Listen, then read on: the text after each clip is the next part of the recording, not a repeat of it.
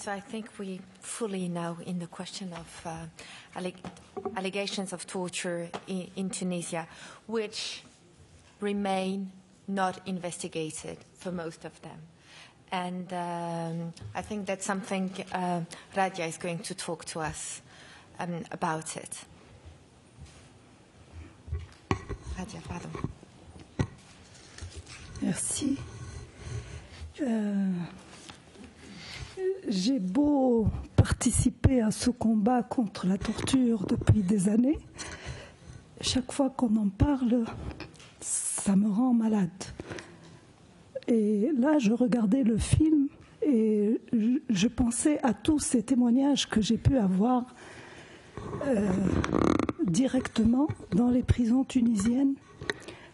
Tous les témoignages de ces épouses des islamistes qui ont été toutes torturées de la manière la plus barbare pendant les années 90.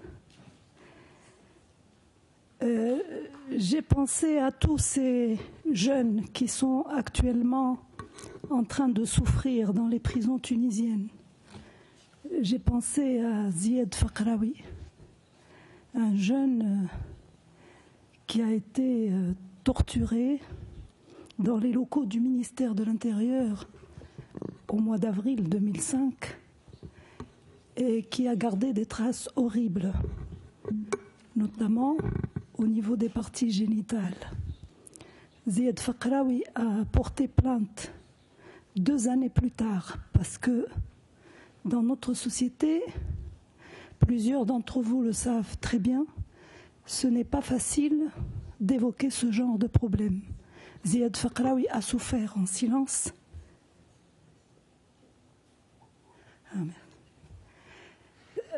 Zied Fakraoui n'a pu parler que 2 années plus tard, au cours d'une audience publique, une audience de la cour criminelle. Je pense à Hafez Barhoumi, qui a perdu l'œil gauche parce que certains gardiens l'ont jeté à terre et l'ont roué de coups de pied avec les chaussures de service que vous connaissez. Je pense à Walid Layouni. Walid Layouni, que j'ai visité au début de sa détention et qui se portait bien. Un jeune très intelligent, un jeune qui n'a rien à voir avec le terrorisme. Il est juste le jumeau de Khaled Layouni, impliqué dans une affaire, enfin traduit, pour des crimes de terrorisme. L'affaire est en cours, mais en tout cas, Walid Layouni a carrément perdu la raison parce que lui aussi a été jeté à terre à plusieurs reprises et a reçu des coups au niveau de la tête. Et j'ai touché moi-même la tête de Walid Layouni et j'ai trouvé qu'il avait plusieurs bosses, un peu partout sur la surface. Tous ces jeunes, je me dis, quel que soit leur crime, qu'ils soient de gauche ou de droite, qu'ils soient nationalistes arabes ou verts ou socialistes, je crois qu'à notre époque, il n'est plus admissible de laisser passer ces crimes, parce que la loi tunisienne criminalise la torture. Et là, pour faire plaisir à madame, je peux dire que la Tunisie a un texte qui punit les tortionnaires. C'est les articles 101 du Code pénal et suivants. Ces articles ont été amendés et on a introduit une définition de la torture et il est prévu que toute personne qui commet des actes de torture risque 5 ans de prison. Ensuite, il y a eu un amendement et la peine a été aggravée. C'était En 1999, la peine est devenue de 8 ans de prison ferme. Et là, il y a eu un grand tapage. Seulement, on a très vite changé de position et on a estimé que c'était trop dur pour les tortionnaires. Et une loi de 2005 a de nouveau ramené la peine à 5 ans. La Tunisie a ratifié la Convention contre la torture. Cette convention a été signée du temps de Bourguiba, les derniers mois du régime de Bourguiba, et puis ratifiée sous le régime de Ben Ali en 1988, au moment où Ben Ali voulait faire croire à tout le monde qu'il était là pour instaurer la démocratie, qu'il était là pour défendre les libertés et pour faire en sorte que les droits humains soient respectés, et plus particulièrement le droit au respect de l'intégrité physique. Seulement, ce que l'on peut dire, c'est que si la torture a toujours existé en Tunisie, depuis 1956, on a parlé des yousfistes, ils ont été torturés, ils ont été tués, ils ont été massacrés. Il y a eu des victimes un peu partout en Tunisie, des victimes appartenant à toutes les familles politiques et idéologiques. Seulement, cette torture, elle est devenue systématique justement après la ratification de la Convention contre la torture, parce que c'est devenu une commune tradition chez nous d'adopter des textes qui sont en apparence là pour qu'il y ait respect, comme je disais tout à l'heure, des droits humains et des libertés, et en pratique, commettre les violations les plus graves. On ratifie la Convention, mais on intensifie la torture. Et la torture est devenue systématique, et c'est même devenu un moyen de gouvernement. Torturer tout le monde, torturer les gens pour les faire taire, torturer les victimes pour terroriser tous les autres. Et on peut dire, et là c'est des chiffres que vous pouvez vérifier, que déjà au début des années 90, et dans les locaux du ministère de l'Intérieur, c'est-à-dire à l'étage au-dessus et l'étage au-dessous du bureau du ministre de l'Intérieur, il y a eu quelques dizaines de morts dans des conditions, le moins que je puisse dire, suspectes. C'est pour cela qu'on ne peut plus parler de dépassement, qu'on ne peut plus se permettre de dire qu'il s'agit de cas isolés. On ne peut pas ne pas reconnaître que cette pratique, c'est les gens les plus haut placés qui en sont responsables. Parce que, d'abord, c'est dans les locaux du ministère de l'Intérieur, dans les locaux de la police, dans les prisons tunisiennes, parce que le nombre est important, parce qu'il y a eu des revendications, parce qu'il y a eu des plaintes et parce que ces plaintes n'ont jamais été instruites. Mokhtar en avait parlé avant moi. On peut parler en Tunisie aujourd'hui de dizaines de plaintes contre les tortionnaires. Mais il y a eu très très peu de cas où les plaintes ont été instruites. Et je peux vous donner un exemple. C'est celui de la plainte déposée par Taoufik Selmi.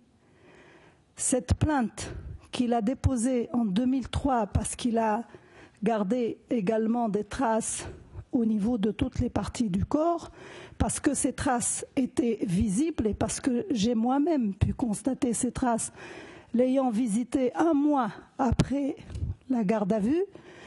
Taoufik Selmi a déposé sa plainte 1 ou 2 mois plus tard, elle a été classée. Taoufik Selmi n'a pas été écouté en tant que victime, il n'a pas été confronté à ces tortionnaires, il n'y a pas eu d'enquête, mais la plainte a été classée. Il y a eu quand même une décision. Pour d'autres plaintes, elle peut avoir un numéro, la plainte. On peut accepter de lui donner un numéro au parquet, mais elle sera totalement ignorée. Jamais il n'y aura d'enquête. Pour d'autres plaintes aussi, et je peux en témoigner puisque je suis l'une des victimes de cette pratique, pour certaines plaintes, le parquet refuse même de réceptionner le dossier. Et là, Omzied vous a montré la photo où j'avais des traces. Je garde d'ailleurs une cicatrice au front et une fracture, heureusement pas déplacée, au niveau du nez. Eh ben, le procureur de la République à Tunis a refusé de réceptionner le dossier. Il a donné des instructions à la greffière pour refuser de prendre le dossier. Donc, est-ce qu'on peut prétendre que c'est des cas isolés? Est-ce qu'on peut continuer de dire que la torture existe partout, dans tous les pays du monde? Est-ce qu'on peut comparer ce qui se passe en Tunisie à ce qui se passe dans des pays où, c'est vrai, il peut y avoir torture, il peut y avoir mauvais traitement, mais où la victime a bien le droit de porter plainte et elle a le droit que sa plainte soit instruite et elle a le droit d'obtenir que les tortionnaires soient traduits en justice et qu'ils soient punis. Je crois que la situation est tout à fait différente. J'aimerais... Je ne sais pas si j'ai encore quelques minutes, mais j'aimerais bien soulever ce problème justement de complicité. Parce qu'il y a les tortionnaires qui torturent, il y a les responsables politiques qui protègent, il y a la justice, les magistrats donc, qui refusent d'écouter les victimes. Quand il y a eu des audiences, c'est le cas de Ziad Fakraoui par exemple, de tous les autres. Il y a les procureurs qui refusent d'enquêter, il y a les juges d'instruction qui refusent de constater les traces de torture alors qu'il est prévu dans les textes que le juge écoute l'inculpé ou le détenu, qu'il acte toutes ces déclarations, même s'il s'agit de mauvais traitements et de torture. Et en principe, et c'est nos textes qui le prévoient, quand le juge estime qu'il y a crime ou délit, il est de son devoir de passer le dossier au parquet pour que le parquet puisse ordonner une enquête. Donc tout cela n'existe pas en Tunisie. C'est vrai qu'il y a des textes, mais ces textes sont totalement ignorés. Ces textes, comme les ratifications des conventions, il y a quasiment toutes les conventions qui ont été ratifiées par la Tunisie. Mais tout ça, c'est pour l'image de marque de la Tunisie. C'est juste pour présenter le régime en place comme étant un régime ouvert, un régime soucieux des droits humains, des libertés, et ça s'arrête là. Donc, je parlais des complicités, il y a la complicité également des médecins.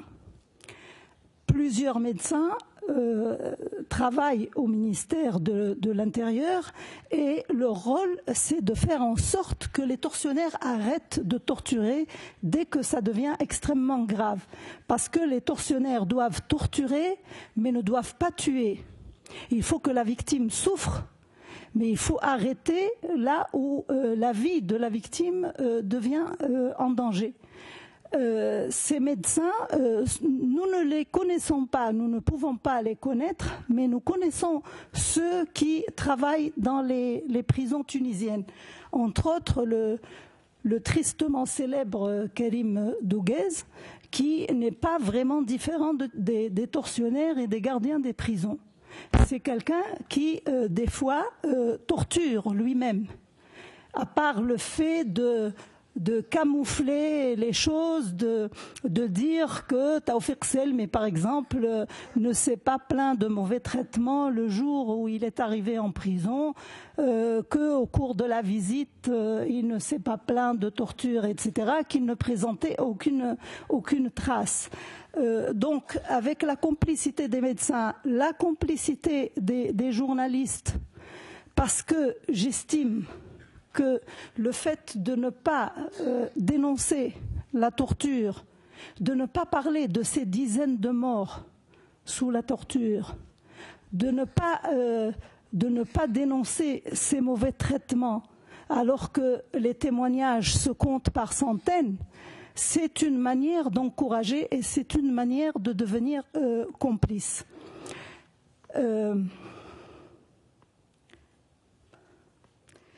Je ne sais pas si... bon, il y a eu le film, donc ça m'a un peu... on a parlé dans ce film de plusieurs affaires intéressantes, de plusieurs affaires importantes comme celle de Faisal Baraket, et cela m'amène à dire que justement le problème en Tunisie, c'est que d'une part, on torture les gens, on les prive de leur droit de porter plainte, on les prive de leur droit de s'exprimer, de se défendre, mais on est arrivé à une nouvelle étape maintenant, c'est de punir ceux qui dénoncent.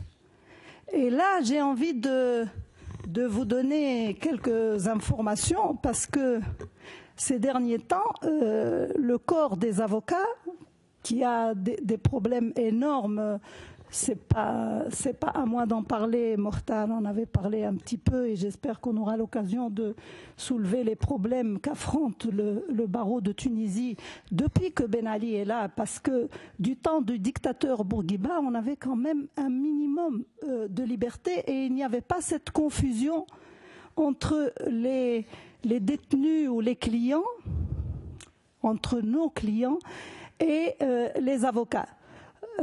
Chose que l'on fait actuellement, c'est-à-dire que si un avocat défend un islamiste, il est considéré comme étant islamiste. Si un avocat défend quelqu'un qui est soupçonné d'appartenir à des réseaux terroristes, il est lui-même considéré comme terroriste. Si un avocat ose parler ou porter plainte ou parler de ce que le client a pu endurer, des conditions moyenâgeuses dans lesquelles vivent les Tunisiens dans les prisons de Ben Ali, eh ben, cet avocat peut être puni. Et là, je voulais dire que ça m'a quand même choqué que quelqu'un dise que nous sommes payés parce que justement, depuis que Ben Ali est là, on essaye de couper les vivres à tous ceux qui osent défendre les victimes de la répression et on essaye par tous les moyens de priver les militants des droits humains et les militantes des droits humains de leurs droits les plus élémentaires. C'est pas la peine de donner des exemples, mais tout le monde sait que plusieurs militants ont perdu leur travail, que les journalistes qui osent critiquer perdent leur travail, que les gens qui osent dénoncer la torture peuvent être eux-mêmes torturés, ils peuvent être tabassés, et que donc le problème, c'est que non seulement on torture, mais les gens doivent garder le silence et nous devons tous devenir complices. Parce que j'estime que si, en tant qu'avocate, j'obtiens un témoignage d'un client et que je constate qu'il porte des traces sur certaines parties du corps ou qu'il a un visage tuméfié et que je ne porte pas plainte, que je ne dénonce pas, que je ne fasse pas d'alerte, c'est à mon avis une manière d'être complice. Et je crois qu'il est du devoir de nous tous de ne pas nous taire, de ne pas laisser passer ce genre de pratiques barbares. Je crois qu'il est de notre devoir d'exiger aujourd'hui que cette pratique soit totalement bannie et que surtout tous ceux qui en sont responsables, soit en donnant des ordres ou en encourageant ou en acceptant qu'il y ait torture ou en la pratiquant directement, tous ces gens-là doivent être traduits en justice et tous ces gens-là doivent être punis. Et là, je me dis, ça y est. Bon, concluons. Donc, je crois que ce problème de l'impunité est un problème grave et que actuellement, il faut absolument agir pour que la justice assume ses responsabilités et que si en Tunisie les gens, les tortionnaires peuvent bénéficier d'une impunité, eh ben, nous leur dirons clairement que nous allons utiliser tous les moyens. Nous allons faire appel aux instances onusiennes, nous allons porter plainte dans d'autres pays et que de toutes les façons, jamais ils ne continueront de bénéficier de cette impunité jusqu'à la fin de leur vie. Voilà, merci. Thank you very much, Radia.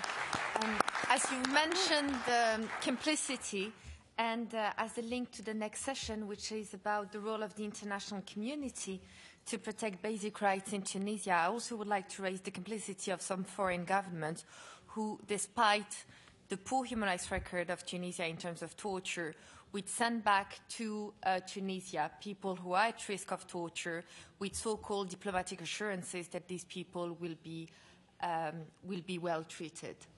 And we have cases where the US have been returning people, but also a number of European cases, and there's a test case before the European Court of Human Rights about the deportation by Italy to Tunisia. Sarah Lee, maybe if we can change panels, and thank you very much. And then, yeah, go ahead. Just a few words about my organization. I have to apologize first about my low English. My organization, the National Council for Liberties in Tunisia, has been founded on 10 December in 1998. But since that time, it was illegally unrecognized. We go to court, to the administrative court, to trial the government. But since November 2001, 6 years now, this court ended the primary investigations. And since that date, the file is waiting a decision to the court to decide the date of the hearings. The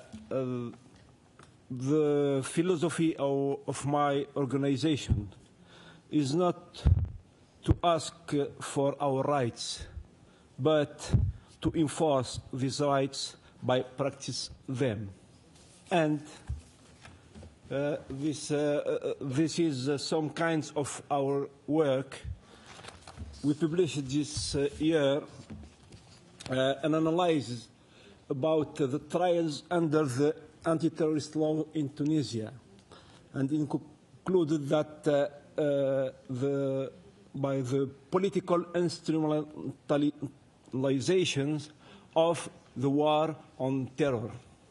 And we have some other jobs. Thank you.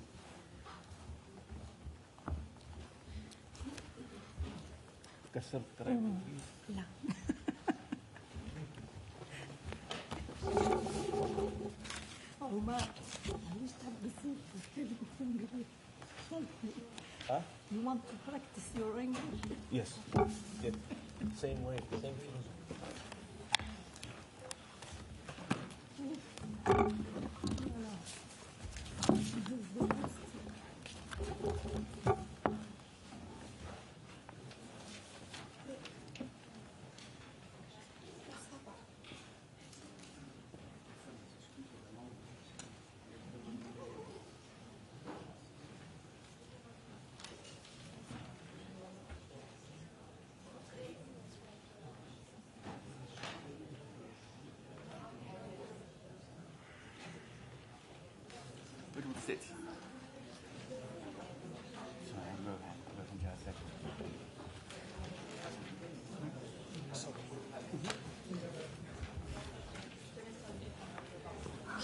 Pardon? Ah oui, oui, vas-y. Ouais, ok, je suis bien placée.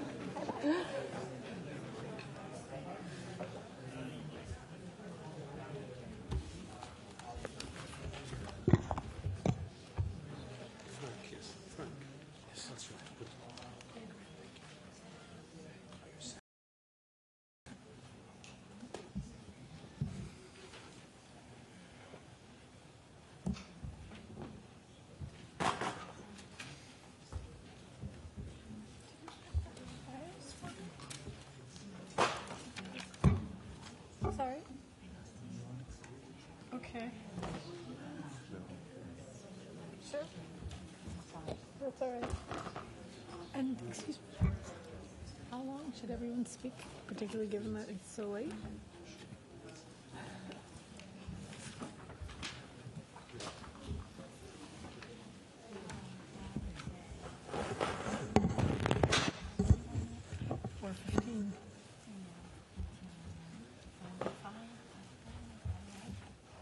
Five or five to end. So I think that would be 15 minutes for each person. Or, but then that wouldn't leave any time for question and answer. If that. Okay, perfect. I'll take less. Good. Sarah? Yes. Hi. Nice to meet you. I'm Sarah Lee Whitson, the Executive Director of the Middle East and North Africa Division at Human Rights Watch. Thanks to all of you who have managed to make it to this long day and still be here to listen to the panelists. I guess the subject of the panel is what can the international community do to help protect basic rights in Tunisia. I know that many of you here are involved in just that effort, and we'll hear from some of our panelists today, I suppose, about just exactly those efforts to try to improve the human rights profile of Tunisia. A little bit of it we heard in terms of direct testimony today. And hopefully we'll have a discussion about it afterwards. I just want to make clear, with regards to an earlier question that I asked, apparently, that this panel is organized only by the independent civil society organizations with operations here in the United States and not anyone else. This is not a government-sponsored event, which I think is a good thing. I just wanted to clarify that for the record. And I guess I'll just turn now to our speakers and ask them actually to just say a little bit about themselves, since I don't have that information. But starting with, and ask each of you to speak 10 to 15 minutes, and then we'll open it up for questions and comments. The first speaker is Frank Smith, who is the Washington representative of the Committee to Protect Journalists. And why don't we start with Frank? Thank you, Sarah. Should I go through the whole presentation? Yeah. Okay. The Committee to Protect Journalists is a non-governmental organization based in New York. And the most important thing to keep in mind about the committee is that we take no government funds whatsoever. We're entirely funded by private donations, journalists, corporations, etc., but we don't take any government money. This means that we monitor press freedom abuses, whether they occur in Tunisia or other nations around the world, including a case involving the United States, Sami al-Haj, an Al Jazeera cameraman of Sudanese nationality who's been in Guantanamo Bay now for nearly 7 years. The question of what can the international community do about Tunisia is a good one, and I'm going to attempt to address it in terms of what we've been trying to do for Tunisia and also some comments about the Bush administration. But the one thing to keep in mind is that what can the international community do is not a question we're asking in a vacuum.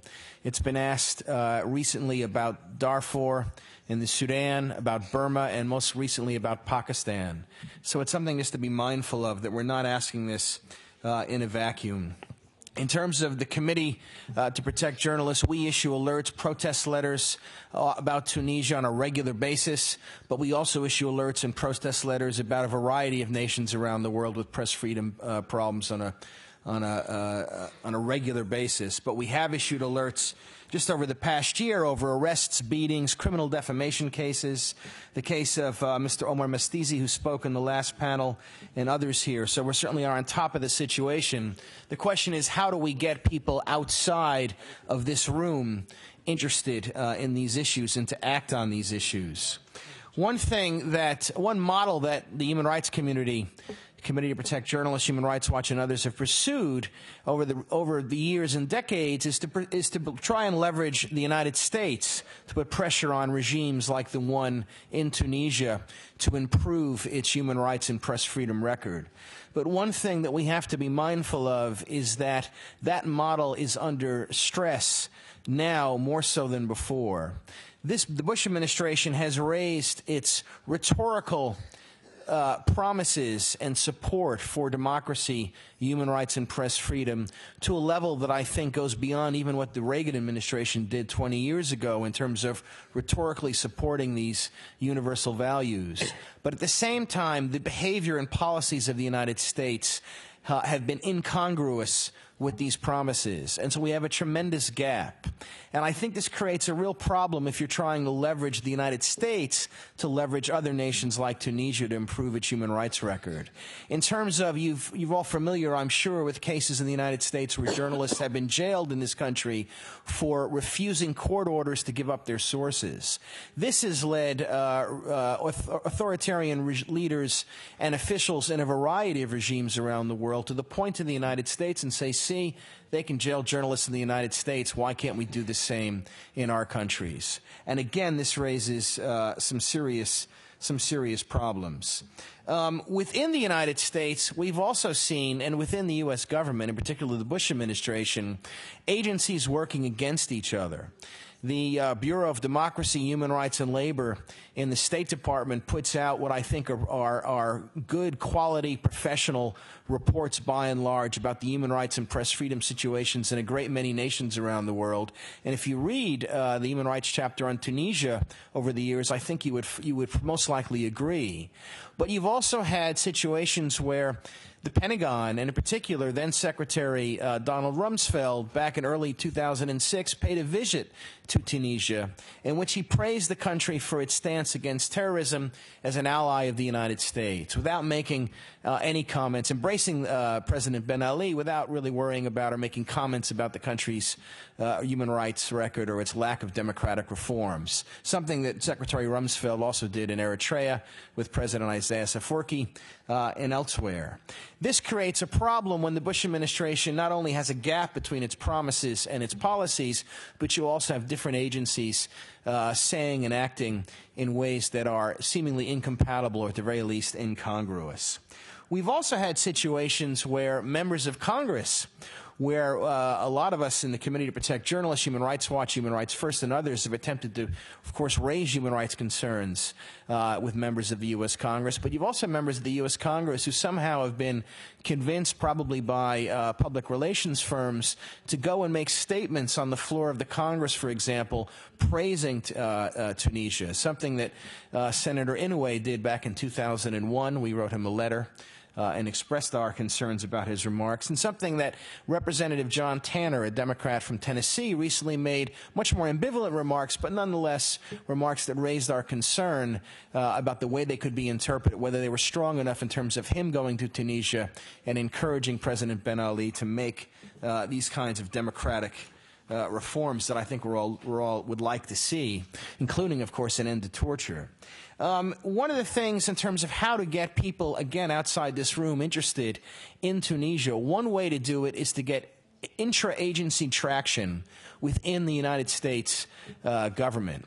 That means getting members of Congress to write letters either to the State Department, for example, Secretary Rice, or to, for example, the Tunisian ambassador to Washington, asking them about specific cases of torture or press freedom concerns or other human rights abuses. Because this forces the State Department to respond to that member of Congress, and it generates the kind of intra-agency traction that may be more successful in terms of raising the profile than attempting to go at it in another manner. Another thing that I think could be done would be to monitor when officials, including members of Congress, are planning visits to Tunisia, to make sure that journalists are alerted about these visits in advance, that the press freedom concerns and human rights concerns are distributed in advance, and any statements that are made by these members of Congress or other officials can then be called out and to say, look, this is what you said and this is what the record is. That's the kind of news tension that generates press in the United States and I think in a great many nations around the world. And I think when we operate too focused on the specific situation in Tunisia, we forget that we have to put this into context outside of the nation. And lastly, I think there's an opportunity in Tunisia, a country that I've never visited, but I know enough about Tunisia to know it's quite a modern, secular-oriented country, the kind of country that I think defies the stereotypes that a lot of Americans might have about a North African or Middle Eastern nation. And I think that kind of the fact of that kind of situation might lend itself to do the kind of stories. Say, here's a nation that looks like many Americans would like to see North African and Middle Eastern nations look. It's modern, it's secular, it seems like we have a lot in common, and yet you have a terrible human rights situation, a terrible press freedom situation where torture, censorship, and other abuses are quite common. There seems to be an opportunity there that would be a way to get Americans and others interested to raise these concerns. I just throw that out there. Thank you. Next, I'll invite Claire Tixeire, probably Tixeire, mispronouncing your name, sorry, from the International Federation for Human Rights. Thank you. First of all, I want to thank all those who put their efforts into making this conference happen, as it's a very important conference, and thank you to Chloe in particular. I'm from the International Federation for Human Rights. I'm a FIDH liaison officer before the United Nations in New York. FIDH is the oldest international human rights organization in the world. It was created in 1922. Today it's an umbrella federation of 155 national human rights organizations in more than 100 countries. And we have two human rights leagues in Tunisia. We have the Tunisian LTDH, Tunisian League for Human Rights, and the National Council for Liberties in Tunisia. Our president, elected last April, is Souhair Belhassen. She is a renowned Tunisian journalist and activist, also vice president of the League in Tunisia. So we do a lot of work on Tunisia, and in particular our Maghreb Middle East desk, which is in Paris but also in Cairo. First of all, I would like to underscore one thing. At FIDH, we are daily updated on the human rights violations that take place in Tunisia, and I would like to insist on the reality of these human rights violations. Today, I have been kind of shocked and saddened to see how people can so easily question human rights violations that are so clearly evidenced, repeatedly evidenced before all different types of organs, like the United Nations, the European Union, etc., etc. I don't think one can no longer deny the seriousness and the widespread nature of human rights violations in Tunisia. That said, I would like to, for this panel, to see how can the international community work. The work we do at FIDH are objective is to give an international voice to our member leagues on the ground. So we work on the one side on UN lobby, on the other side on European lobby, African lobby, and human rights defenders lobby. I'll try to be quick, but as far as the UN lobby goes, we host, first of all, when a country is about to be reviewed before a United Nations committee, like the Committee Against Torture, the Human Rights Committee, the CEDAW Committee, we go and do fact-finding missions with independent experts that go on the mission. There is a mission planned, a fact-finding mission planned for next week in Tunisia, because Tunisia will be reviewed twice next year before the Human Rights Committee in Geneva in March, and also under the universal peer review process of the Human Rights Council. I'd like to recall that, I think it was recalled today, that Tunisia is a member now of the Human Rights Council in Geneva, the new body replacing the Human Rights Commission. And as such, they are under the obligation to uphold the highest standards of human rights, and they're committed to do so.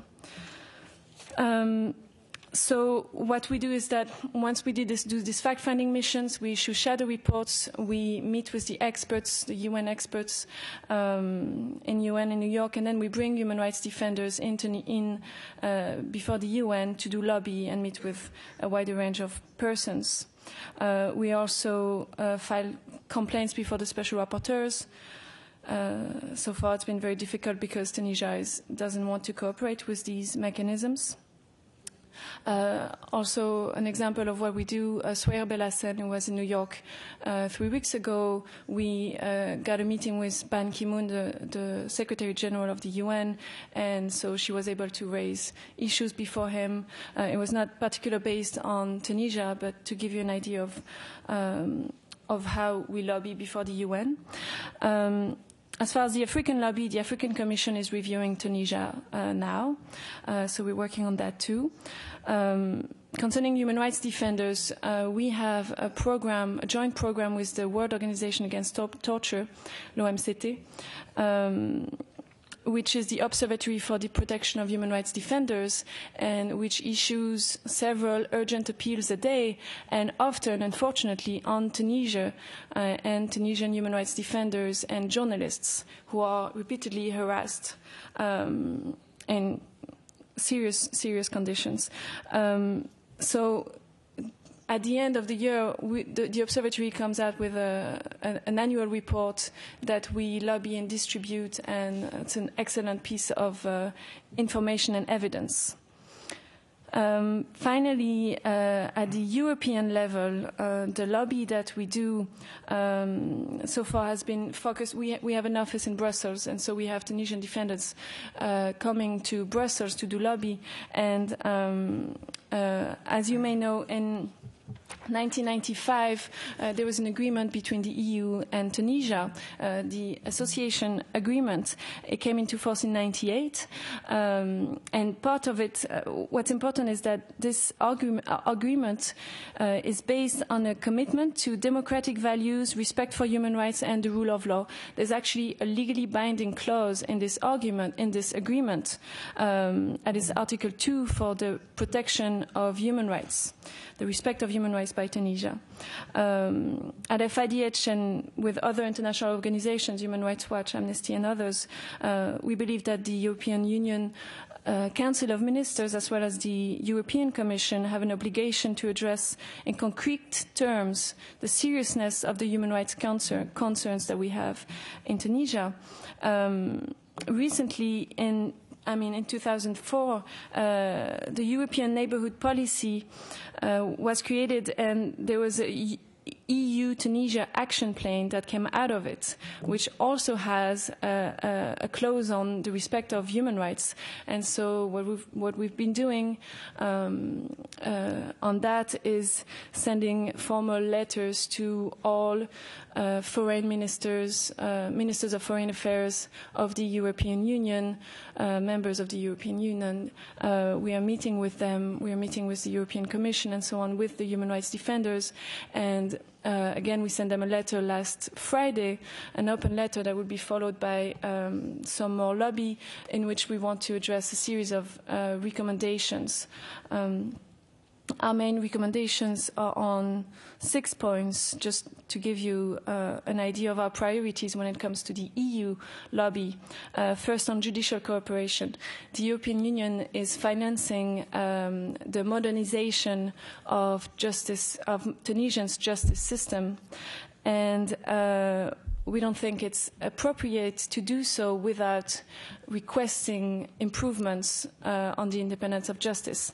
We are asking for the EU to subject its financial support to a series of improvements, in particular to put an end to the instrumentalization of the justice system, 34 complaints against the League, to put an end to the obstruction of the functioning of the Tunisian Judges Association, to the harassment of attorneys and their family, and finally to put an end to Tunisia's lack of cooperation with the UN Special Rapporteur on Independence of Judges and Lawyers. Secondly, at the EU level, we also, a subcommittee for human rights is about to be established within the framework of the action plan, and we are requesting for the independent civil society of Tunisia to be actively involved in it and to be allowed to monitor and have a say in that future committee. Third, thank you. Third, on the cooperation with the UN mechanisms, Mrs. You earlier said that Tunisia did accept the Red Cross to visit the country, but you forget to say that, my colleague recalled that they have denied repeated requests from the UN mandate holders, the UN Special Rapporteur on Torture, on independence of judges and lawyers, on freedom of expression, on the protection of human rights while countering terrorism, as well as the Special Representative of the UN Secretary General on the situation of human rights defenders. This is not acceptable, and we are asking for a change in that. Fourth, at the EU level, some are arguing for the implementation of the EU guidelines on human rights. And two last points on the human rights defenders is also one of our priorities, and also 6 on the protection of human rights and the ban on torture when it comes to countering terrorism. And on that, we've been actually doing some lobby at on Guantanamo, because our member league is also the Center for Constitutional Rights here in the United States, and we've been doing lobby to prevent the repatriation of Guantanamo detainees who have been innocented back to countries where they risk persecution. So ultimately, we, the international organizations, but also all citizens who come from countries where we have a much larger freedom of speech and expression, we have the duty to give Tunisian human rights defenders, who are really truly heroes, an international voice at all levels and in every forum that we can, just like here today. Thank you. Thank you. Next, I want to invite Rohan Jayasekera, from the who's the Director of International Programs for the Index on Censorship at IFEX Tunisia Monitoring Group, to give us some ideas. Thank you. Yes, Index on Censorship is a magazine. I'm a journalist. Index on Censorship is one of the co-founders of the IFEX network, the International Freedom of Expression Exchange. Now it has 81 members. And of these 81 members, 18 have signed up as members, including Index, of the Tunisia Monitoring Group. And as collectively, we share a lot of the objectives and the interests of CPJ and Claire's organization, in that we are lobbying to leverage the support for freedom of expression in the US government and the European Union, particularly in the context of the association agreements with the European Union that Claire mentioned. But I'd like to talk a little bit about motives, because I get a certain amount of sense that there are people in the audience who, during the question and answer sessions, will start to question our motives as international organizations and why we choose to be involved or involve ourselves in what's going on in Tunisia. The Tunisia Monitoring Group, TMG, has, I believe, 6 missions to the country over the last few years. I've been on 2. I also was in Tunis for the WSIS conference. Another colleague from Index was on another mission. So I've seen with my own eyes a certain amount of some of the minor interferences, relatively speaking, that freedom of expression organizations and human rights groups have to face in Tunisia. I've been followed. I've had policemen prevent me from seeing the people that I wanted to see. I've had clearly been under surveillance by electronic and observational means, and I've seen a certain amount of police aggression against human rights activists in Tunisia. But of course, these are my observations. I'm a journalist. I know that sometimes these observations should be open to challenge, particularly my interpretation of those. Sorry, I'll slow down a little.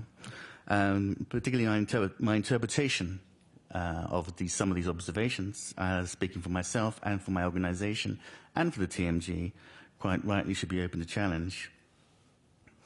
And some of those opinions shared by myself have been questioned here.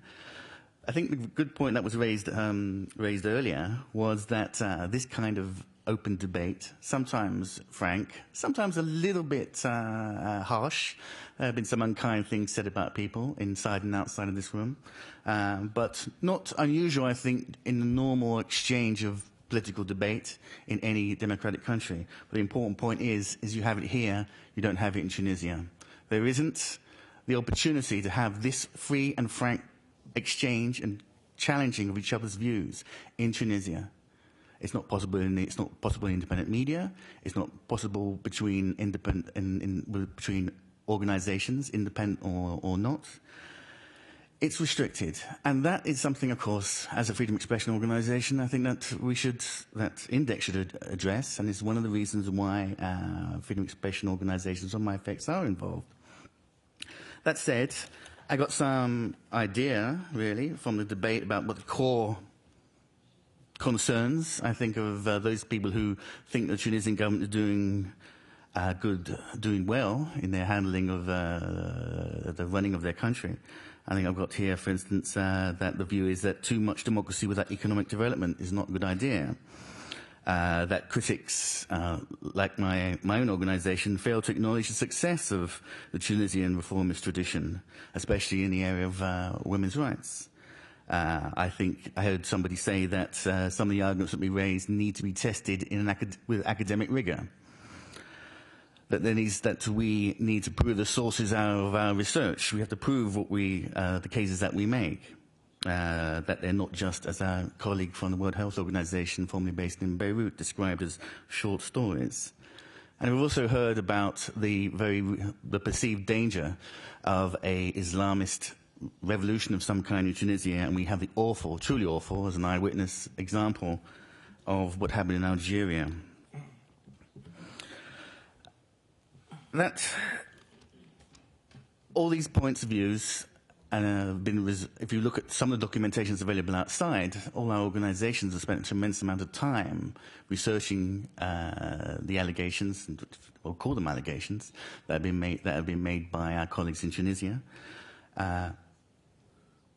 But I think that if you look at the scale of the interest, you might justifiably ask, why are we as organizations so interested in Tunisia?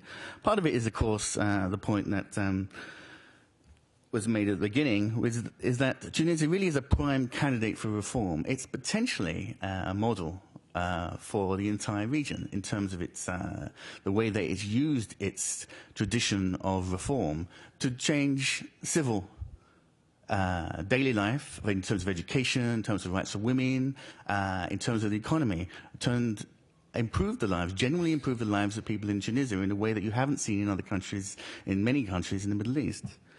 Certainly countries that have a lot more economic and natural resources. But, sorry, let's do that. What particularly interests me, I think, is the way that we talked about this tradition of reform, a way that that tradition of reform has been distorted over the years. I think that if there's some way that we could find out how that happened as a kind of scientific, maybe even semi-scientific study, would be a long way to answering a lot of the questions, a lot of the problems that are being faced by human rights activists and groups like ourselves around the world. But it's no question, I think, that we do as an organization and up to a point as a network apply higher standards to Tunisia than we would say to, let's say for instance, Syria. Because of that historical tradition of reform and because of the high educational standards, the strength of the economy, the general stability of the country, Tunisia deserves to be held up to a higher standard. And we as an organization do not distinguish between one country or another. What we tend to do is refer to benchmarks of universal rights. Now, as Claire mentioned, there's a universal periodic review of countries that's part of the United Nations Human Rights Council. And one of those countries that's coming up next year is Tunisia.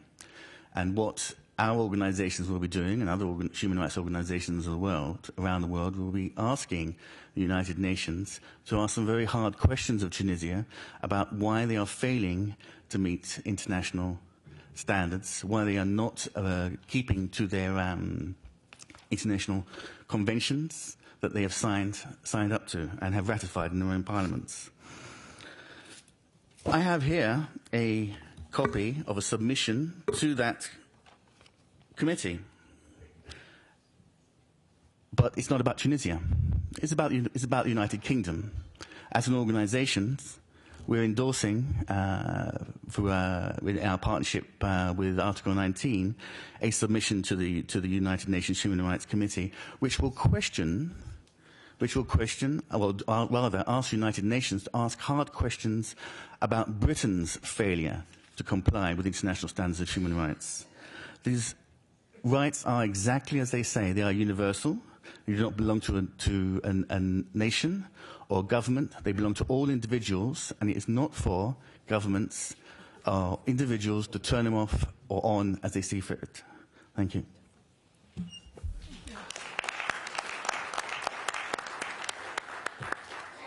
A last-minute addition to the panel, we also wanted to ask Mr. Monsef Marzouki to give us his thoughts on how international organizations can help improve the situation.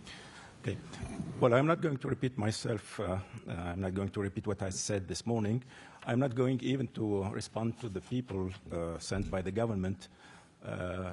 You know, they remind me of a butcher trying to sell some meat which stinks, a lot of worm, a lot of fly on it.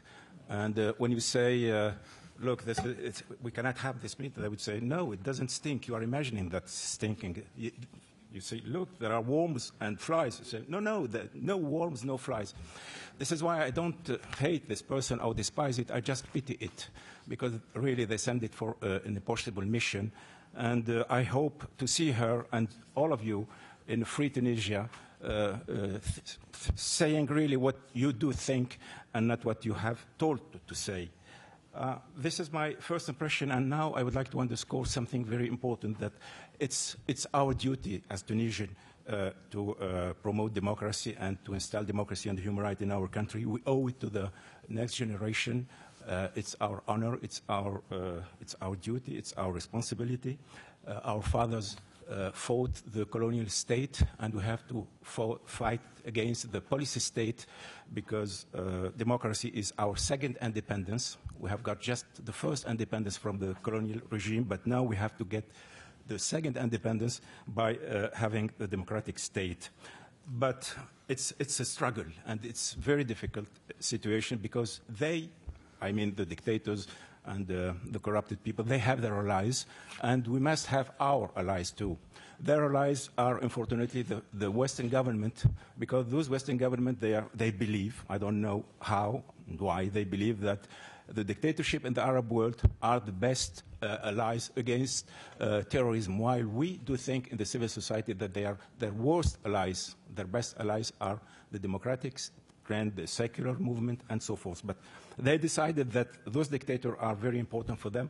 Let them try, and they will probably lose their honor, and they will get no benefit from this policy. And you know how bad the reputation of the United States is in the Arab world, not only because Guantanamo, not only because of the war on Iraq, but because they are supporting the worst dictatorship in the world while talking all the time about democracy. But this is not my business. I'm not interested at all in talking with governments and speaking with officials, because I don't have any hope of changing something of their policy. You know.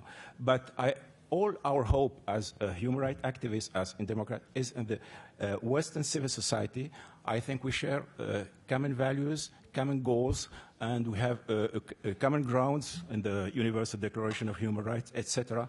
We are fighting for the same values, for peace, for democracy, for human rights, and we believe that you can be our best allies. You have been our best allies, and we are asking you to remain our best allies. And how? You know, I'm a physician, so for me, a dictatorship is like a disease. A disease has its symptoms and the origin of the disease.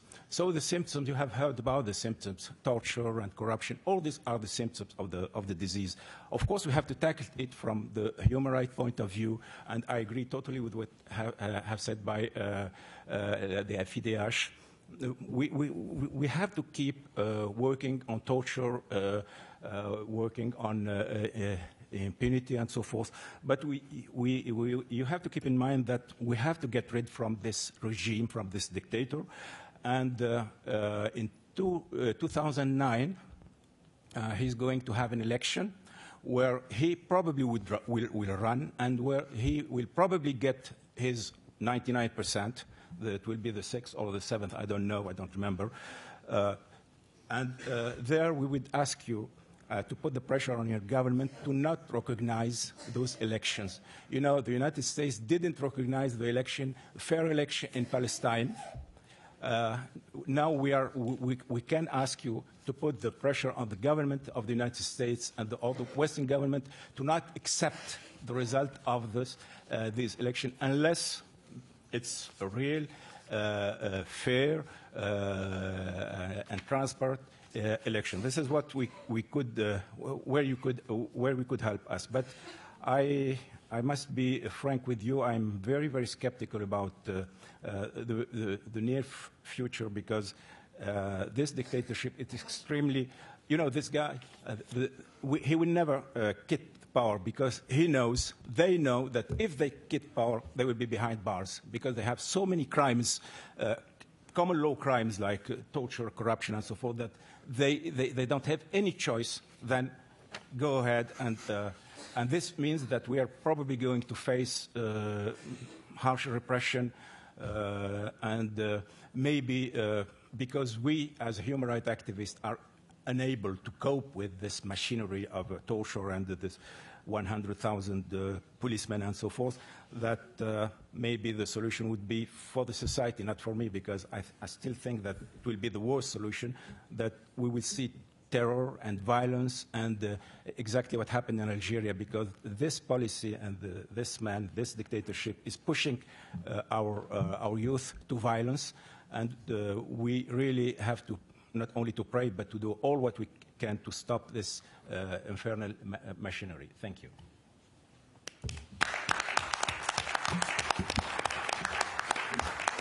Thanks, everyone. I'm going to take the chair's prerogative and ask the first question to all of the panelists. Most of the advocacy of international organizations tends to be focused on outside actors or actors who have influence with the government for whatever reason. And I wonder whether any of you see a possibility or a hope for working with anyone inside the government, whether there are any people who are committed to reform inside the government and maybe are amenable to at least giving ideas of what are possible areas of change in their own quiet, inside the system way. As happens, in some Western governments and even some Arab governments where there are people inside the governments that human rights organizations work with, even if in a very quiet and unnamed basis. Have you found allies in the government, maybe even the parliamentarian here, that you see as possible partners? I'm not aware of any. And I would imagine that if people were aware of any, they might not want to bring them to light necessarily, but I don't know. I honestly don't know. I mean, even on an unnamed basis. But. Well, no, we're working as close as we can with as many people, with human rights activists in Tunisia, and I'm sure in their own way, as particularly in the organisations that have professional links, they're making their own private outreach. But it does seem to be clear that within the government structure itself in Tunisia, the best and most original people, thinkers, don't seem to be promoted very highly, and certainly not to any kind of position where they can affect any kind of change. Oh, I would just say that it would be ideal to have partners within the government, and I'm certain that we are working towards that, but I don't know firsthand if we have allies. I suspect not, but I'm not convinced. I don't know. I mean, certainly was the experience when we were on the missions. We made every effort to speak to government officials, and we spoke to ministers and junior ministers, whoever possible. But they gave us a patient hearing, and what they disagreed with, they either ignored or denied all knowledge of. It wasn't wasn't exactly what you call a two-way conversation, but we did make the effort at least. Well, as I told you, I don't have much hope because we discussed it in Tunisia or with some ministers, European or US, but nothing changed. They will listen to you very politely because you're a human rights activist, and that will be all. You will see nothing changing. And this is why I think we have to rely on ourselves first and to rely on the civil society. But if the Western government would change their policy, why not? We will be very happy to meet them and to talk to them. But up to now, I can say that sometimes they listen to us, but not very often, and that at any case, that doesn't change anything in their policy. I would also add that each time we do a fact-finding mission at FIDH, one of our priorities is to meet with government officials, and from the judiciary, the legislative body, and the executive body. And in most cases, we are able to meet with most, in fact, because of the status of FIDH and its consultative status before the UN and all that. So we have enough credibility to be received. So I don't know about next week. I would update you better in 10 days from now after our field mission in Tunisia, where I know they will try to meet with some government officials. I also have to say that we ought to look very much to the intergovernmental links that are building up. I mean, it's obviously there's first of all the European Union and the level of cooperation that's required on the association agreements, but there are also parliament-to-parliament links, and I think also as far as the United States is concerned, their direct contacts or what contacts they have with the security infrastructure. With that, I will open it to question and also exercise the chair's prerogative that I will cut anyone off if they're not asking a question in the Tunisian style of government. Okay.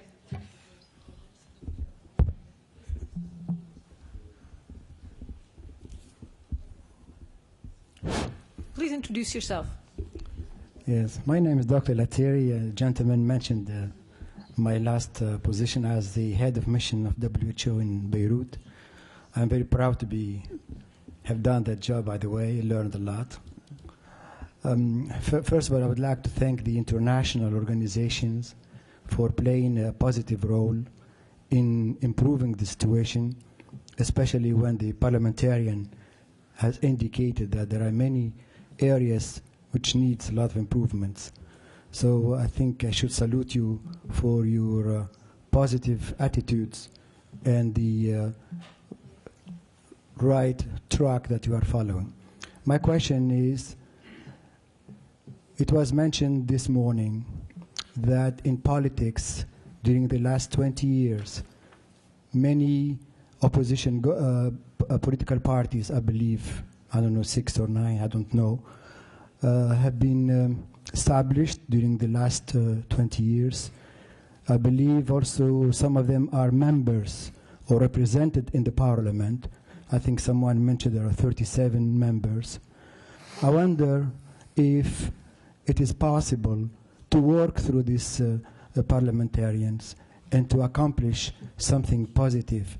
And just really, we have to stop fighting each other, you know. And as a Tunisian living in this country, as a doctor working with international organization, I hate to see my compatriots fighting each other. Thank you very much. Speaking for myself, I'm pretty sure that within the framework of general activities in Tunisia, as freedom expression groups, we'd like to have talk with parliamentarians. We'll talk with anybody, really. Any other answers? No. Next question.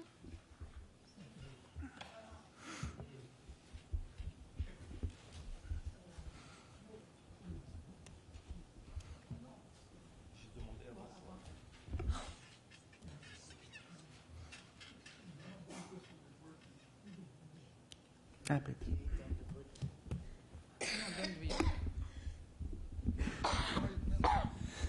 I don't know, I think it's working, okay. I'd like to thank you very much. My name is Mr. Masarik. I'm a research economist, former AMF, and also former Georgetown University School of Foreign Service. It is refreshing what Dr. Lateri said, like what I heard from Mr. Jay Sekera.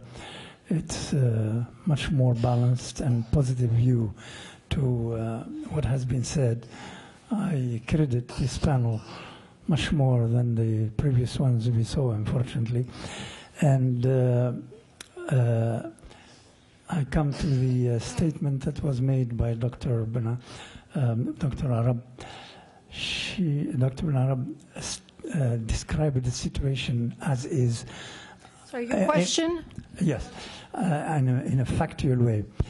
And the facts, far from being disputed, they are corroborated exactly in the book that just published. Could you just get to the question? Everyone's comments should start with "my question is." Yes, right now. It's corroborated in the book "The Arab Economies in a Changing World" by Marcus Nolan, who places Tunisia in a place by itself. My question is, in view of the international context, security context, in view of globalization, in view of the need to be careful in terms of the process of democratic progress, particularly that there is no magic formula to accede to democracy without pain. I would like to know from the panel what recommendation they would like to give so that the process of continuous dialogue between the international organization and the counterparts in Tunisia leads to positive and fruitful results to the satisfaction of everybody.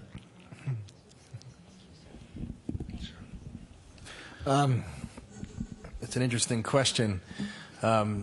I think that there's clearly a trade-off going on between stability that the current regime offers and the lack of democracy and respect for human rights and press freedom. And I think that tension needs to be framed much more clearly by the people in this room for people outside this room. Because if you ask people outside this room, I don't think they'll even know where Tunisia is, what's going on, if there's a real tension going on. And what should the government do? Well, the government, first of all, could release the journalists and human rights dissidents that it has in prison. It could stop using the courts as an instrument of government policy for criminal defamation and harassment. It'd start moving toward allowing civil society to operate on a free and transparent basis. At the same time, it's to start building democratic institutions that are independent of the executive branch and moving toward holding genuine elections that would be preceded by a transparent and democratic process, just for openers. I completely agree. I think that says it all, really. But I would say that it might... We're never asked about this, because in Britain, of course, we have our own issue with Islamic terrorism. And it's sometimes described as what happened with the London tubes, that was Britain's 9/11. I always say that that wasn't Britain's 9/11, that was Britain's Oklahoma City. What happened in London on that day was an issue that involved British citizens with grievances. Sure, they had an international context, but the way to start to deal with that issue is to come up with British solutions for what was a British problem. And that would be my advice for Tunisia, if you'd care to take it. Deal with your issue, the issue of Tunisian Islamists, as a Tunisian problem, not as a problem of the Middle East or even a problem globally, but as a Tunisian problem. Few words about Tunisian parliament. Questions only, no, please. Look, I was a panelist, and I haven't the occasion to react with the question. But a few words about the Tunisian parliament. I heard that Stalin also had a parliament, that Saddam Hussein also has a parliament. In 50 years, the Tunisian parliament had never rejected a governmental proposal. Worse, it never presented any project of law. Second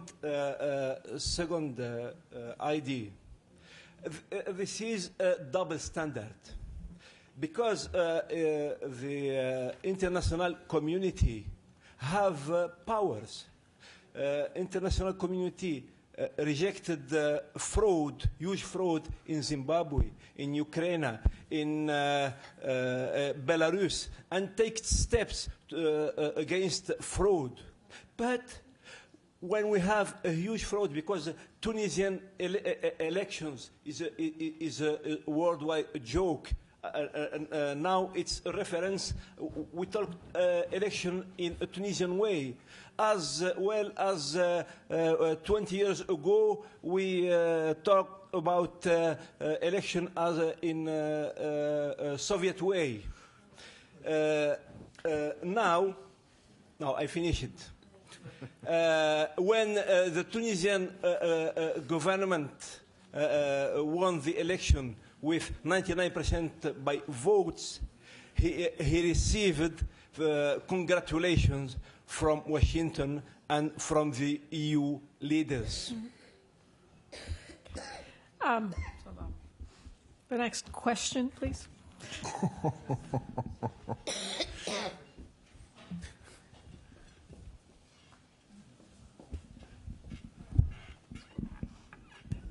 I'm Sean Mann with the Project on Middle East Democracy. You spoke of judicial assistance, from financial assistance from the EU in the upcoming presidential elections. With an eye on our location in Washington right now, where do you see any upcoming events or developments in Tunisia that would provide an opportunity for leverage, or just as a test of this process of democratization?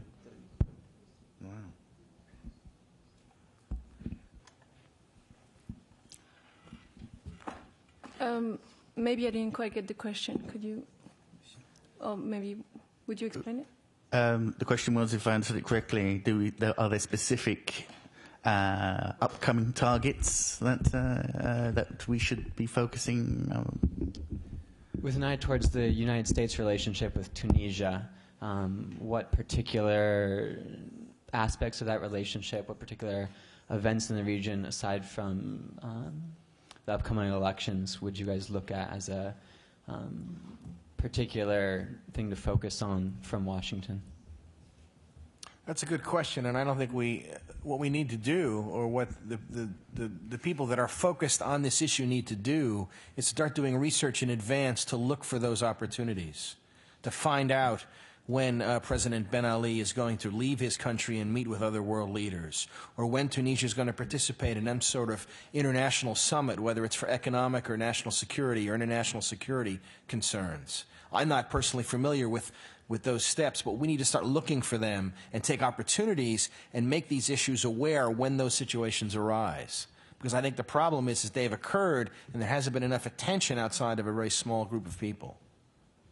And I wish I could give you more, but I just don't know. You may. Can you tell us?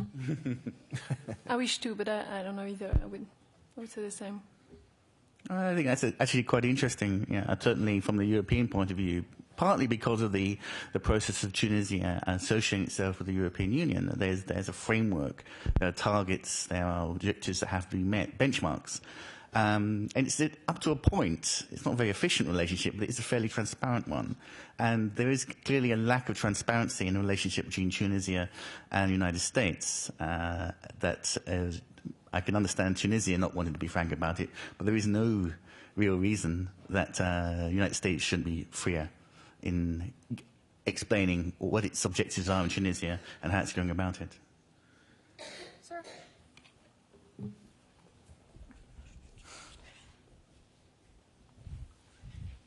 Thank you, Chloe.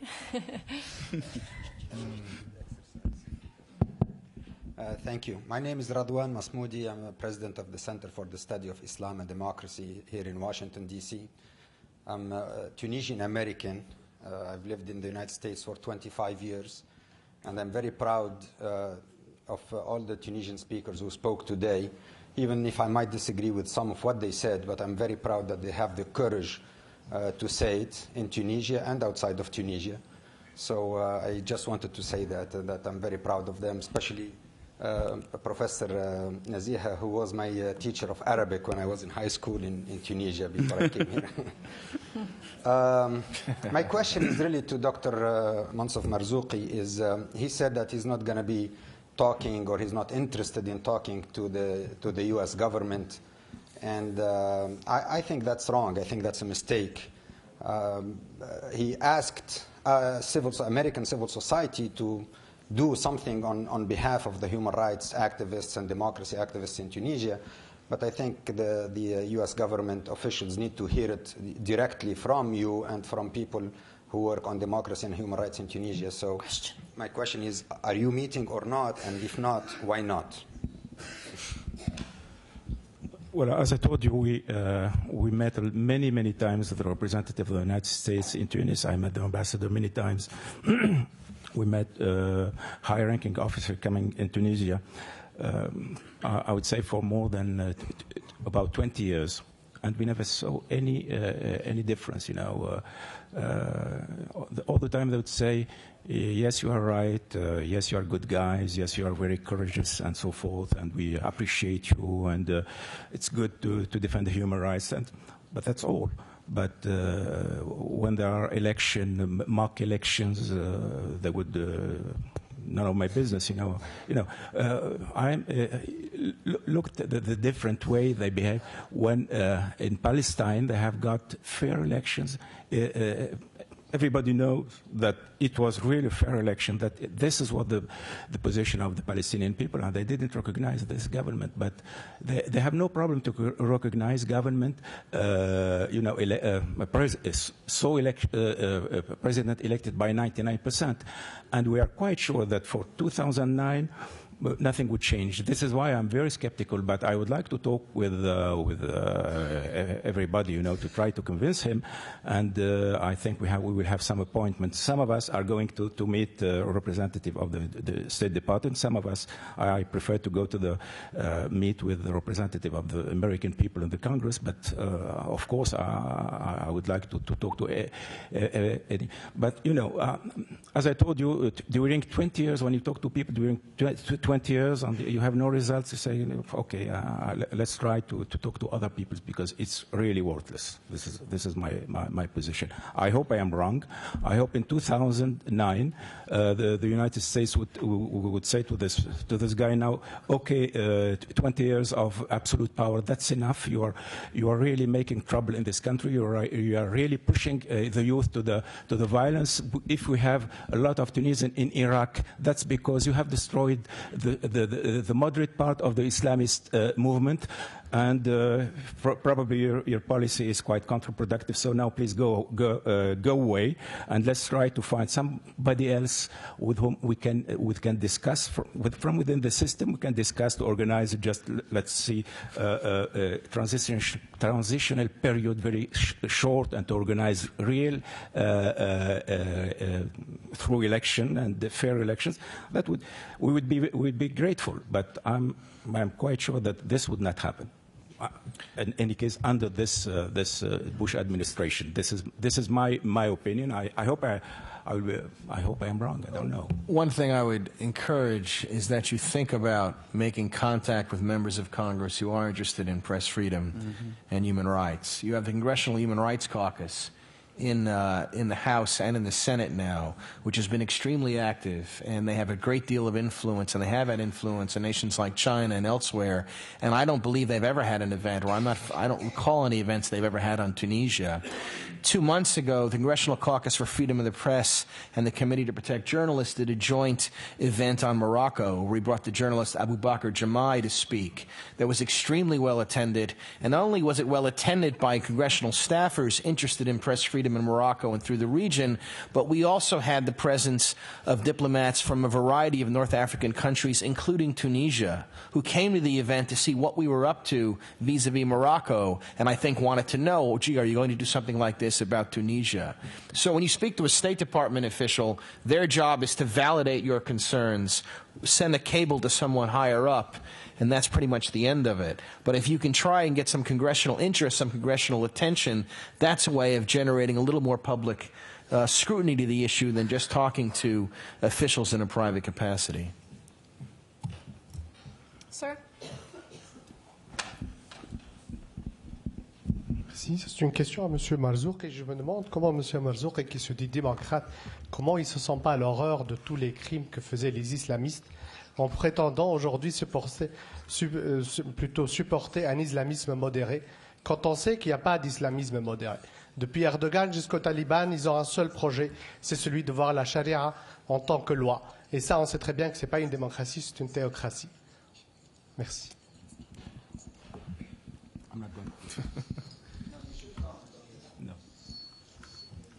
This is not a discussion, this is propaganda. All right. I think there's no forced answering. I couldn't possibly force someone to speak. It's usually the opposite, right? Lady in the back?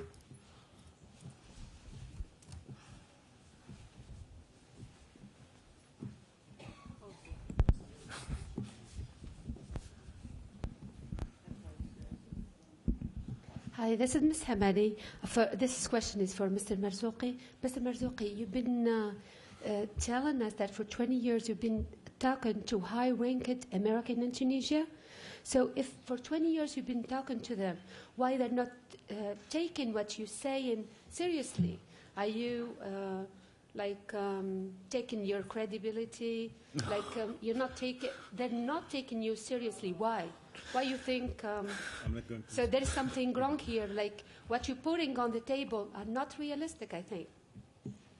You know, I got to tell you, I'm not really familiar with the Tunisian community, but this is like walking into a strange play where people are coming up and playing roles. No. That seems rather. I'm just a little. It's amusing and somewhat disturbing at the same time. No, it's not amusing. But sorry. Next doesn't want an answer. The gentleman with the red scarf.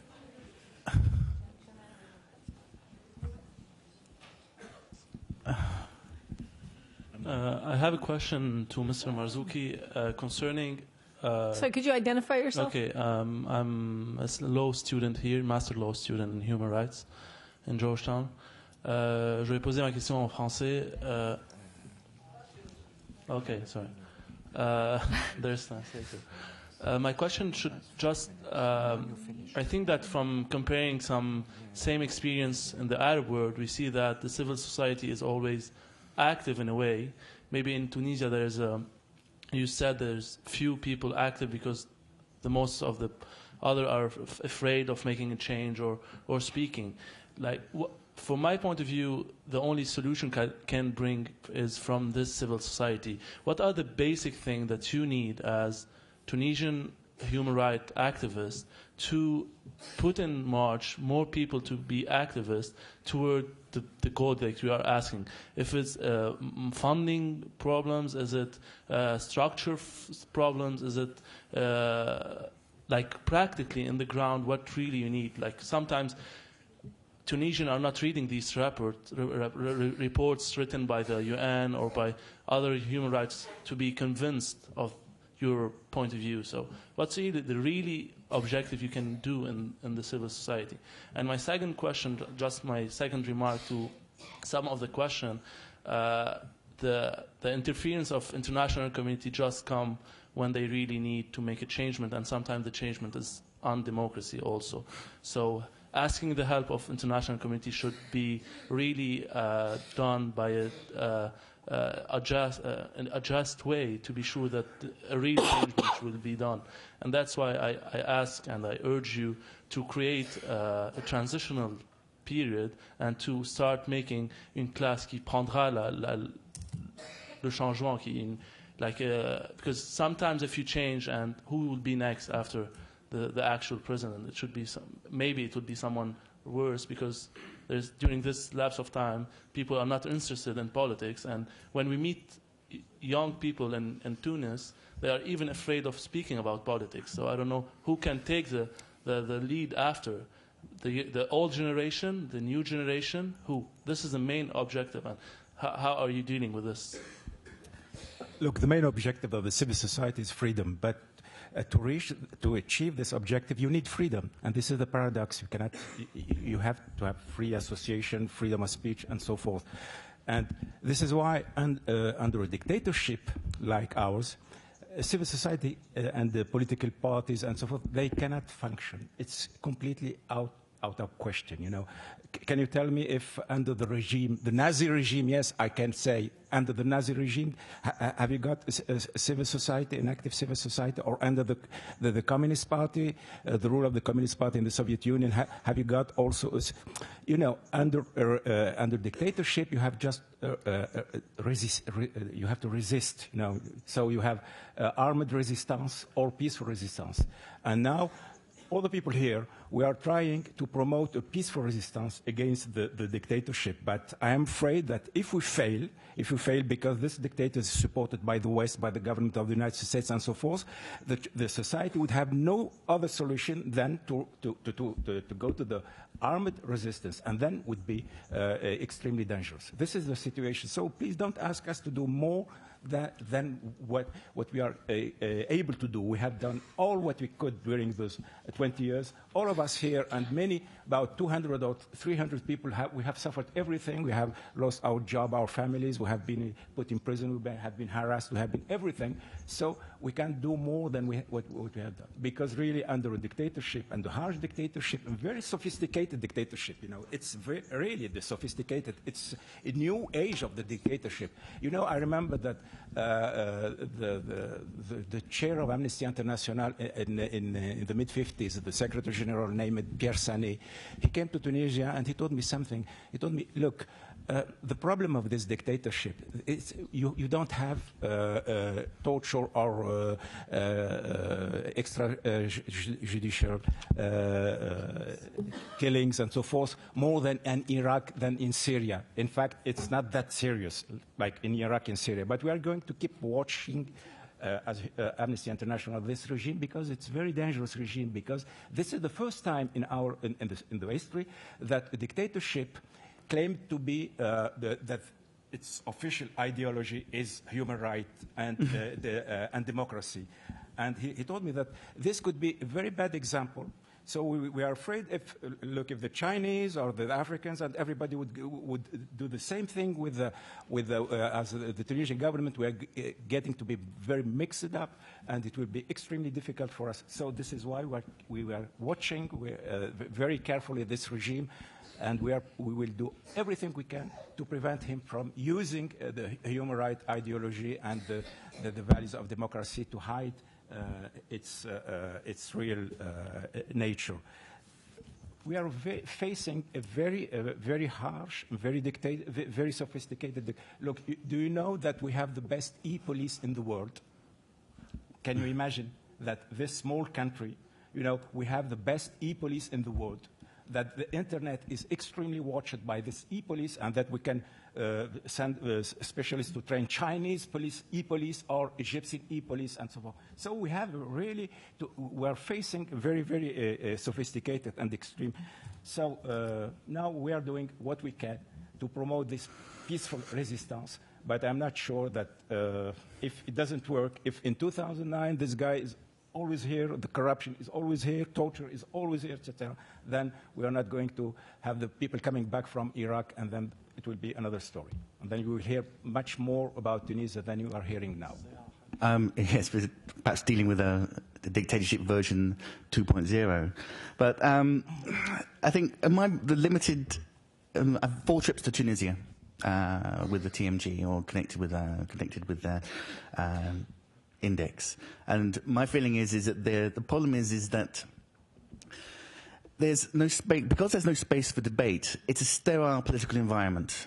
Our alternative ideas just don't get the stage. The people who could present those alternative ideas don't get to share them and to debate them and to justify them on an open stage. The best thing that could be done very quickly is to extend registration rights to several of these freedom of expression organizations, human rights organizations who want to be registered, the newspapers that want to be registered, to extend and broaden the debate.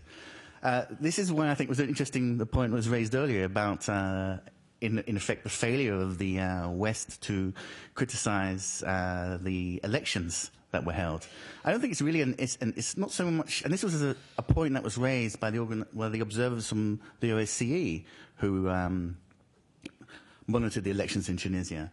And for them, it wasn't so much it was an issue that the elections were corrupt or otherwise. The problem was there was no functional debate to make voting in an election have any point. You wouldn't get the opportunity to hear the opposing point of view, so you could formulate your ideas, formulate your beliefs, and fall behind the candidate that properly reflects them. And until that happens, it doesn't matter whether the elections are corrupt or not. They're just effectively dysfunctional. They don't work.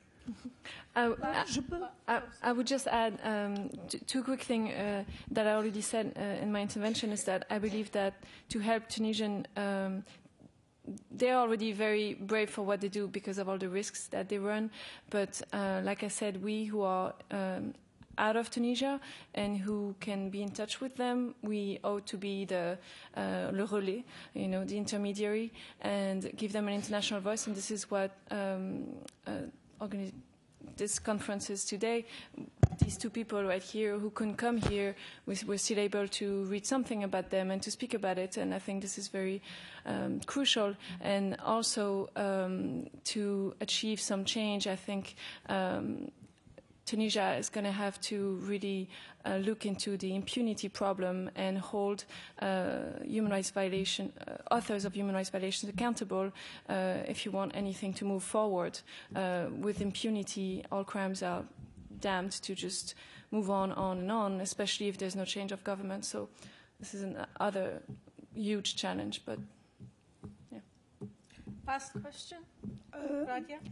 En réalité, ce n'est pas une question, c'est juste une contribution par rapport à la question de monsieur là, qui a l'air de s'inquiéter un peu.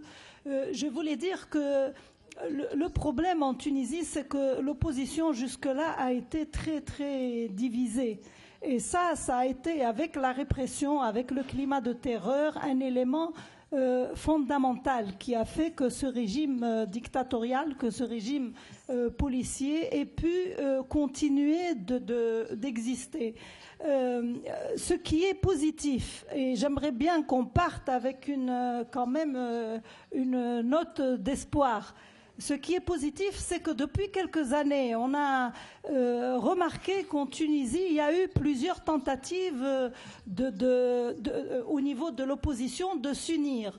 Il y a eu une première tentative de 4 partis, il y a eu 5 partis, il y a eu dernièrement cette expérience. Bien sûr, tout le monde ne partage pas cet avis, mais ce collectif du 18 octobre, qui a vu le jour après le sommet mondial de la société de l'information, moi je trouve que c'est une expérience très intéressante parce que, d'une part, cela veut dire que les gens ont pris conscience qu'il faut être unis face à cette dictature parce que nous sommes tous perdants et nous avons tous intérêt à écarter ce régime. Deuxièmement, c'est une réponse à cette tentative du pouvoir de dire à chaque occasion que si Ben Ali n'est pas là, c'est les islamistes qui vont avoir le pouvoir. Si Ben Ali n'est pas là, c'est l'intégrisme qui va régner, c'est le terrorisme, etc. Je voulais dire à l'assistance que ces derniers temps, il y a eu un débat au sein de ce collectif et un débat qui a été très fructueux parce que d'une part, concernant les acquis des femmes, parce que là aussi, on peut me dire les femmes sont menacées, les acquis des femmes sont menacés. Au niveau des acquis des femmes, il y a eu un engagement, pas de la part de tous les islamistes, mais d'une partie des islamistes. En tout cas, deux représentants de ce mouvement ont signé un texte où il est dit clairement qu'il n'est pas question, quels que soient les gens au pouvoir, qu'on porte atteinte à ces acquis ou qu'on révise ces acquis, que tout ce qui est tous les droits qui sont prévus dans nos textes, l'égalité des hommes et des femmes au niveau de la famille, chose qui n'est pas du tout, c'est pas du tout facile pour des islamistes de reconnaître une égalité au niveau de la famille. Et là, je voulais faire allusion à ce qu'ont vécu ces islamistes en Tunisie pendant des années.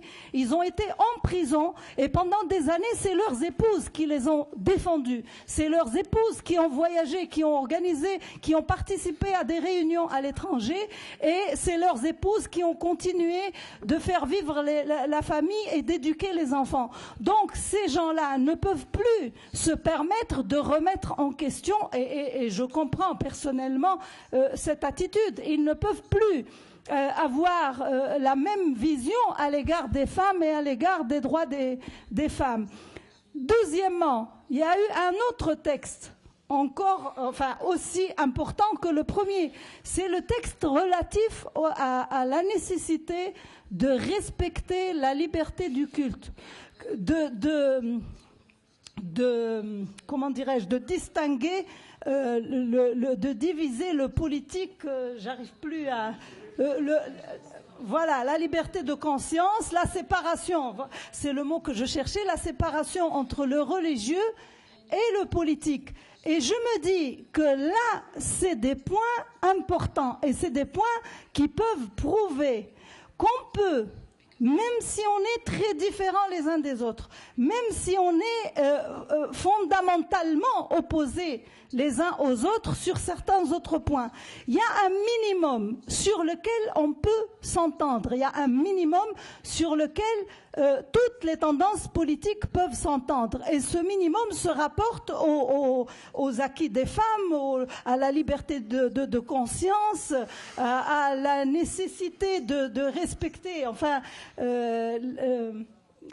tous les droits fondamentaux, la nécessité d'éviter les châtiments corporels, de se dire qu'un code pénal est 1000 fois plus intéressant que de revenir à la charia, qu'il n'est plus question qu'on revienne au châtiment corporel qui veulent dire qu'on peut couper la main du voleur, etc. On peut discuter la peine de mort. On peut discuter plein de choses entre nous et on peut arriver à convaincre les gens. C'est-à-dire que la solution, c'est le débat. La solution, c'est la liberté d'expression. La solution, c'est qu'on puisse chacun exprimer son point de vue librement. Je crois que cette petite expérience prouve que la solution sécuritaire n'est pas la solution qu'il faut adopter. Merci beaucoup. Thank you, Radia. I broke my own rule of questions only for our two Tunisian guests, since they obviously don't have the same opportunities to express themselves at home. So in fairness, I extended them the opportunity to talk. But that was, in fact, our concluding comment from the panel. And now I wanted to invite Professor Henry to conclude this session today.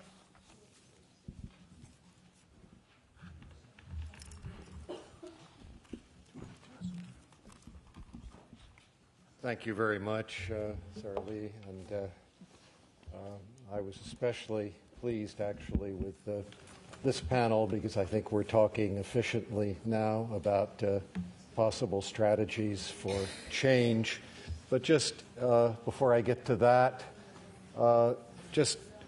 I'd like to express my own thanks to the organizers, but also especially to the Tunisian participants who really have eloquently presented their situation on the ground. Monsef Marzouki, of course, Khadija Sharif talking about how women were basically have been instrumentalized, which we've heard again and again. Oh, we have to save this regime because this is the bastion, and how efforts actually to have an independent organization are so difficult in Tunisia. Mukhtar Trifi, who also has explained to us some of the problems of the League of Tunisian League of Human Rights, which was founded by Ahmed Mastiri in 1977, remains the oldest organization, and still struggling to legitimately have a way of operating in the country. And Nazia Rajiba, who gave us a most eloquent discussion of problems of freedom of expression and also the dangers, as Monsef also has alluded to, of a situation where you have such control over public life that the youth simply become, as another speaker just pointed out, scared to speak politics, and this could well have serious repercussions down the line, especially in conjunction with the continued American occupation of Iraq. I also was shocked by the film on this continued torture that Omar Mastiri presented, and one just, I of course have read this, but it becomes more graphic when you see it, when you hear the specific cases. It just shouldn't happen in a country like Tunisia, which is, really a cut above most of the southern Mediterranean countries. One would expect, one would not expect this sort of behavior. And of course, Radia Nasraoui, who has so eloquently tried to defend people in the country, and who has very concrete experiences herself, some of which she related to us, of what has gone on in the course of her career as a lawyer, often unable to perform her professional duties.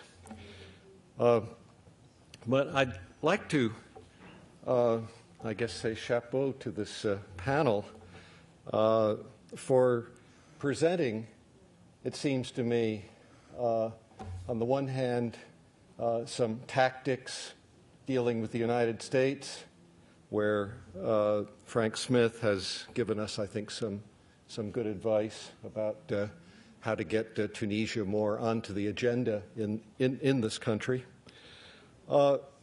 Also, Claire, discussing the International Federation for Human Rights, bringing out the fact that, you know, there are all these international conventions, so that Tunisia, in fact, does have to respond. I mean, here is a concrete link between the NGO community and the government.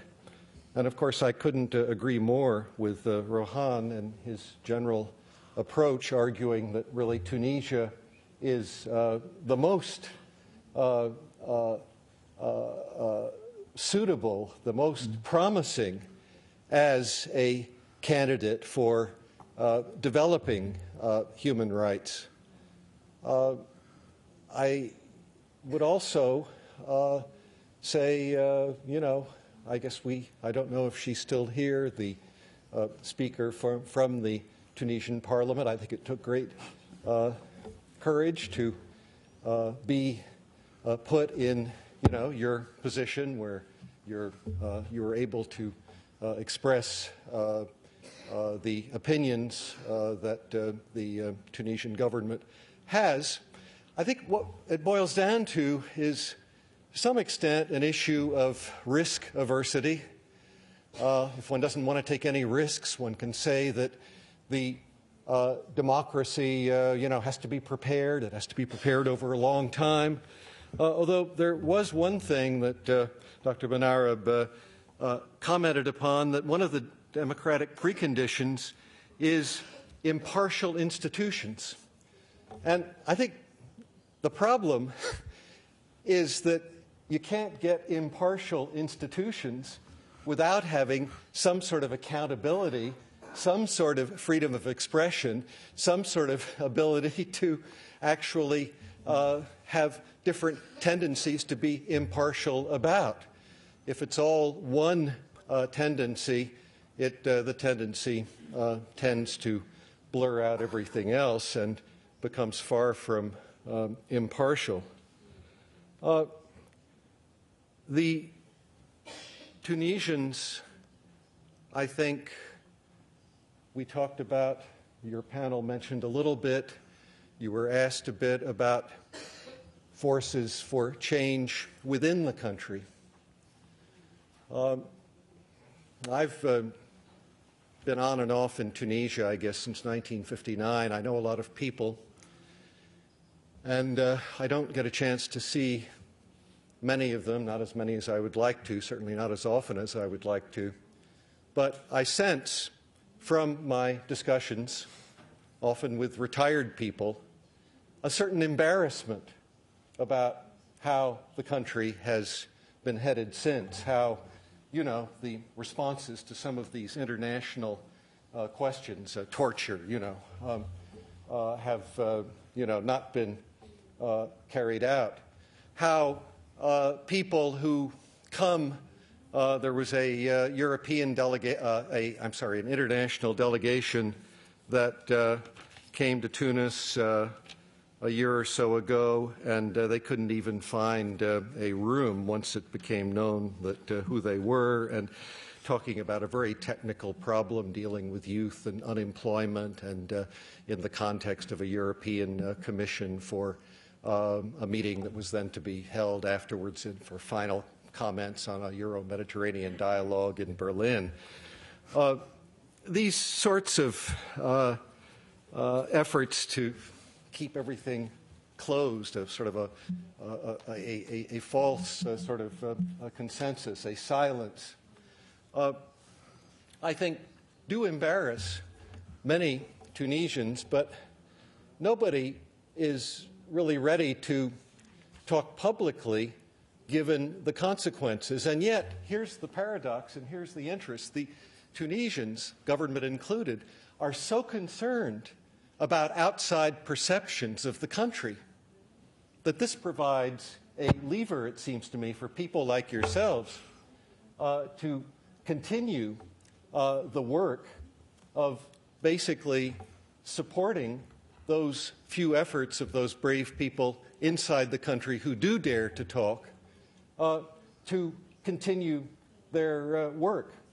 And this is, of course, not just a matter of NGOs, but it's also a matter of governments. Partly the U.S. government, which our ambassador certainly is all for human rights, and he is aware of the problem, but you know, it's not that the U.S. government can hold a club over the Tunisians and say, hey, you have to do this, this, this, or this. That's not possible, especially given the situation of the U.S. government today and perceptions of what we have done with respect to the Palestinian problem and Iraq. But a combination, the U.S. government and the EU, that does become a more serious thing. And that is, it seems to me, where this panel and people like you are able to work on the European Union as well as on the United States and develop public opinion. Obviously, change will have to occur primarily from within. But from within, there are many voices who will talk quietly, who will talk not publicly yet, but who at some point, you know, there may well be the circumstance where it will be possible. I can't predict how or when, under what conditions the change will happen, but it's going to have to be largely happening from within, but with the very sympathetic and constant gentle prodding of the international community. I hope that today has contributed a bit along what may be still a long road, but one which I think we should all persevere in. Thank you. Thank you.